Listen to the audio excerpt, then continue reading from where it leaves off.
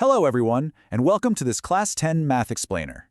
If you've ever felt completely intimidated by geometry, I want you to just take a deep breath.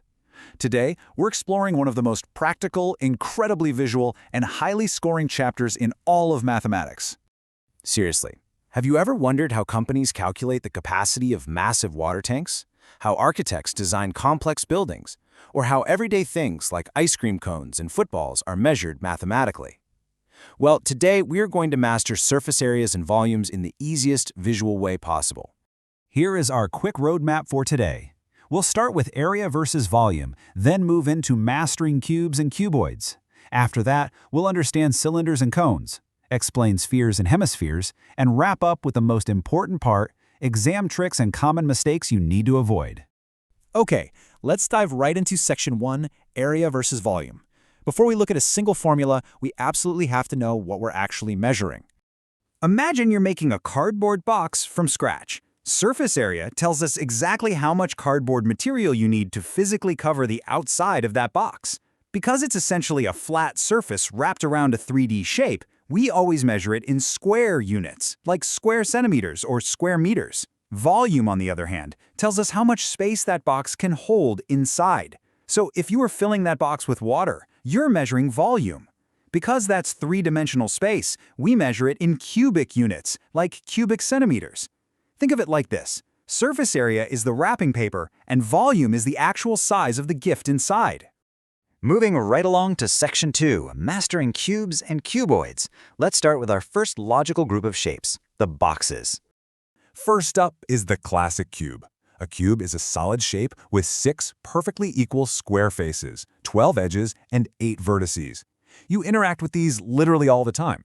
Think of playing dice, a Rubik's Cube, or an ice cube in your glass. And because every single side is identical, the math here is beautifully simple. Let's look at those formulas.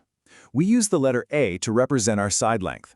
Since a cube has 6 identical square faces, and the area of just one square is a squared, the total surface area is simply 6 times a squared. So if our side is 3 centimeters, we square it to get 9, multiply by 6, and boom, 54 square centimeters. For volume, we multiply length, width, and height. Since they're all exactly the same, it's just a cubed. 3 cubed gives us an internal volume of 27 cubic centimeters. See? Super easy calculations. But what happens if we take that cube and stretch it out? We get a cuboid. A cuboid is still a box-shaped figure, but instead of squares, it has rectangular faces.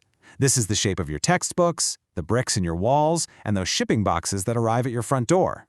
Now, because the sides are different lengths, our formulas get a little bit longer, but the logic is exactly the same.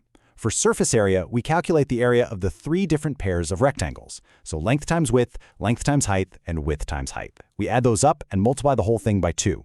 If we plug in a length of 4, a width of 5, and a height of 6, we get our pairs, 20, 24, and 30. Add them up to get 74. Double it, and we have 148 square centimeters. For volume, just multiply all 3 dimensions together. 4 times 5 times 6 gives us a very satisfying 120 cubic centimeters.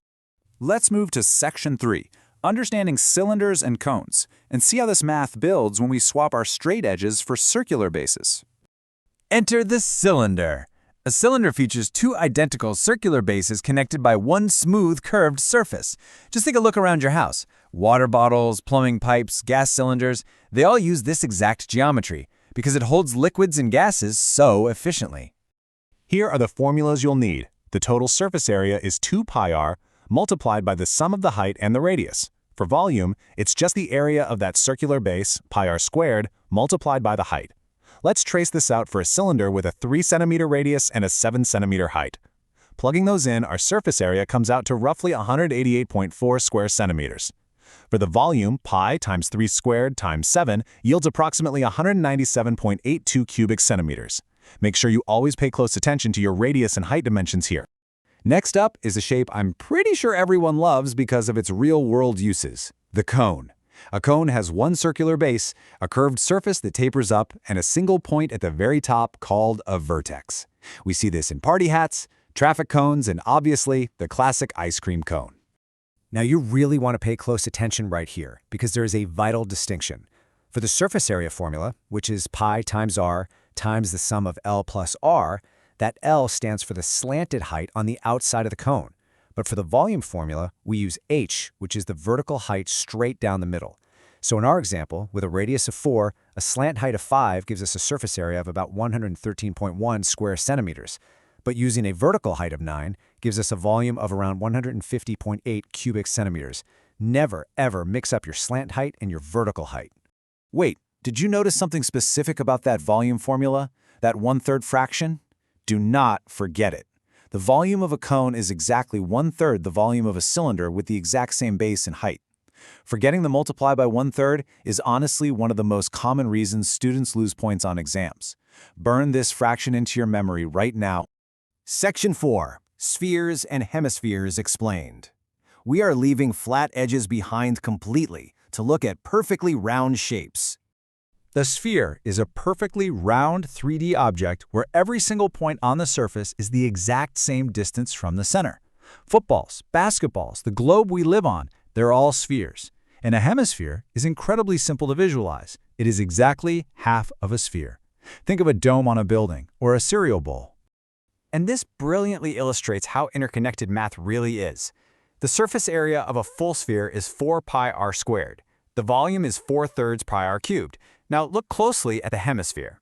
The volume is exactly half of the sphere, 2/3 pi r cubed. But notice the surface area is 3 pi r squared, not 2. Why? Because when you slice a sphere in half, you create a brand new flat circular surface right on top that you also have to cover. That is exactly why it's 3 pi r squared.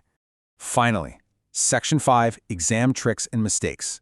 We've covered the concepts, but let's talk about how you actually secure every single mark on that test paper.